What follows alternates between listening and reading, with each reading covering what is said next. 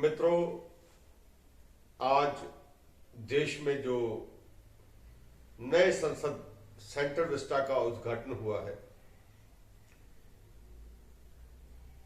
शायद ऐसे लग रहा था कि देश के तीनों सर्वोच्च पदों पर आसीन संवैधानिक लोग, जिनका लोकसभा में, राज्यसभा में और संसद में, संसद का मतलब राज्यसभा और लोकसभा के दोनों सदनों के जो उच्च पद पर आसीन हमारी बहन आदिवासी समाज की दलित महिला श्रीमती द्रौपदी मुर्मू जी, राज्यसभा के उच्च सदन पर आसीन अध्यक्ष जगदीप धनखड़ जी, उपराष्ट्रपति, और लोकसभा के अध्यक्ष ओम बिरला जी, आज तीनों की हत्या कर दी गई। आज तीनों का इतना अपमान किया गया, ऐसे लग रहा था आज दिल्ली हस्तिनापुर बन गई। आज ऐसे परिदृश्य उजागर हो रहा था कि घमंडी पर्सन का राज्याभिषेक हो रहा था। अगर सच कहूं तो मन तो कहता है कि अगर इसका राज्याभिषेक हो जाए, इस कौरव सेना का अंत करने के लिए वनेश फोगाट, साक्षी मलिक, हरियाणा की जूनियर कोच, ऐसी हजारों बेटियां जिनकी अस्मत इन लोगों ने लूटी हुई है, लूटने की कोशिश की है, और इस हस्तिनापुर के राज्य भवन में जो दुशासन बैठे हुए थे, ब्रजभूषण शरण सिंह जैसे अनेक बलात्कारी, विभाचारी, हत्यारे, आज अगर ये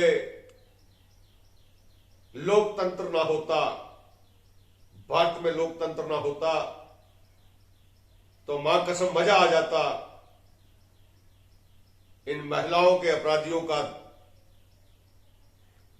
वही हशर करते जो दुशासन का हुआ था, जो कौरवों का हुआ था, और जो हस्तिनापुर के राज सिंहासन का हुआ था। हाथ बंधे हुए हैं, क्योंकि हम विश्व के सबसे बड़े लोकतंत्र के अनुयायी हैं। हम उस देश के नागरिक हैं जिसका संविधान सबसे ऊंचा है।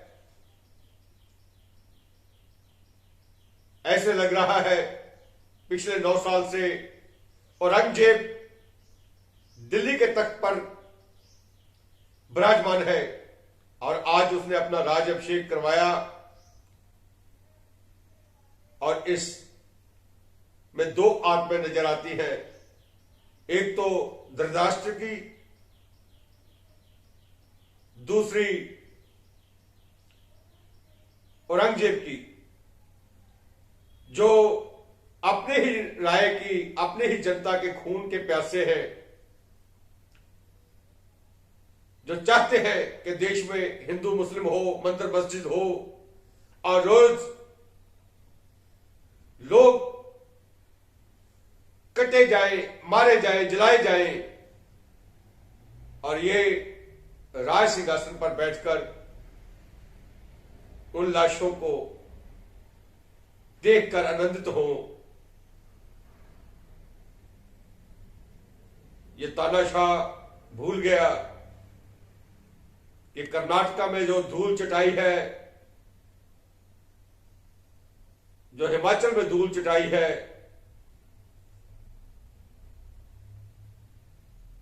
जहां जहां भी अब इलेक्शन होगा वहां वहां भारत के नागरिक तुम्हारी वो गंदी मानसिकता, मंशा कभी पूरी नहीं होने देंगे कि तुम नागरिकों को पर्चा बना लो। तुम लोकतंत्र की हत्या करना चाहते हो, संविधान की हत्या करना चाहते हो, और हम इस लोकतंत्र को बचाना चाहते हैं, संविधान को बचाना चाहते हैं, देश को बचाना चाहते हैं। तुम्हारे जैसी मानसिकता के कारण ही हजारों वर्ष भारत गुलामी की जंजीरों में बंधा रहा, और आज तुमने वो फिर गंदी हरकत की है। तुम्हारी वो कामना इस जन्म में पूरी नहीं होगी, इसके लिए तुम्हें कहीं और जन्म लेना पड़ेगा नरेंद्र मोदी।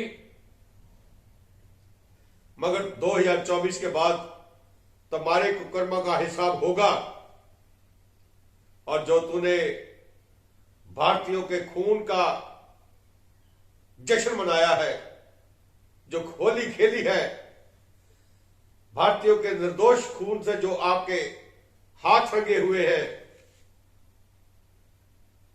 उसका हिसाब भारत का हर एक नागरिक लेगा, और वो हिसाब तुम्हारे आने वाले दिन जो है वो तुम्हें ना तो रात को सोने देंगे और ना दिन में चैन से बैठने देंगे। तुम समझते हो कि नपुंसकों की एक फौज तुम्हारे साथ है, अंधभक्तों की एक फौज तुम्हारे साथ है, और तुम देश में 142 करोड़ भारतीयों पर ऐसे ही दंदनाते रहोगे उनके खून के प्यासे, तो तुम्हारी भूल है। हमने अंग्रेजों को नहीं रहने दिया, हमने मुगलों का तख्त उखाड़ दिया, और तुम किस बात की मूली हो? तुम्हारे साथ तो साथी चंद हजार है, और 10-20 मीडिया की वो बुलबुले जो पैसे के लिए नाचती फिरती है। इन लोगों के बलबूते पे तुम 142 करोड़ भारतीयों को बेवकूफ नहीं बना सकते, और ज्यादा देर भी नहीं है। संसद की इलेक्शन में तुम्हें धूल चटा दी जाएगी, और मैं एक बार फिर उन पत्रकार मीडिया के कुत्तों से यह पूछना चाहता हूं कि संसद में ओम बिरला बड़ा है या नरेंद्र मोदी? संविधान को पढ़ो। राज्यसभा में जगदीप धनखड़ बड़ा है या नरेंद्र मोदी? संविधान को पढ़ो। और सदन में श्रीमती हमारी बहन द्रौपदी मुर्मू बड़ी है या नरेंद्र मोदी? संविधान को पढ़ो। और मैं इन तीनों भाई बहनों को जगाना चाहता हूं कि अगर किसी के एहसान के तले आपका जमीर मर चुका है, आप जिंदा लाश हैं, ये जिंदा लाशें इनको स्वयं जला दो। अपना जमीर मरा है तो पद त्याग दो, मगर भारत के संविधान का मजाक मत बनाओ, मजाक मत बनने दो। और मैं उन सभी पुलिस कर्मचारियों से, सुरक्षा गार्डों से, चाहे वो किसी के साथ भी है, उनको एक बात पूछना चाहता हूं कि अगर ब्रजभूषण शरण सिंह ने तुम्हारी बेटी के साथ बलात्कार किया होता या यौन शोषण किया होता तो क्या तुम वनेश पगार की तरह अपनी बेटी को भी छोड़ देते? साक्षी मलिक की जगह आपकी बेटी होती तो क्या आप ऐसे खामोश रहते और महिलाओं की खाप पंचायत को, महापंचायत को होने से रोकते? अगर शर्म है तो संविधान की कसम खाई है, अपराधियों के विरुद्ध लड़ने की कसम खाई है, अपराध को खत्म करने की कसम खाई है, अपराधियों का संरक्षण करने के लिए नहीं। अगर तुम्हारी जगह मैं होता और मेरे सामने कोई अपराधी दंड बनाता फिरता तो संविधान ने मुझे ताकत दी होती, मैं पुलिस फोर्स की वर्दी में होता तो 2 मिनट में उस कमीने को जेल की सलाखों के पीछे डाल देता, चाहे वो देश का प्रधानमंत्री ही क्यों ना होता, राष्ट्रपति क्यों ना होता। क्योंकि मेरा देश का संविधान बड़ा है, ना राष्ट्रपति बड़ा है, ना प्रधानमंत्री बड़ा है, ना कोई मंत्री बड़ा है। और देश का संविधान बेटियों को बराबर का अधिकार देता है, खुलकर जीने की आजादी देता है। और शर्म करो उन पुलिस को, खाकी में आप अपनी बेटियों के लिए वो रास्ता बना रहे हो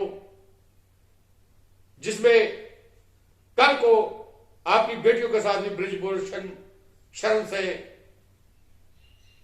संदीप से और अनेकों ऐसे कमीने उनका जो शोषण कर सकते हैं।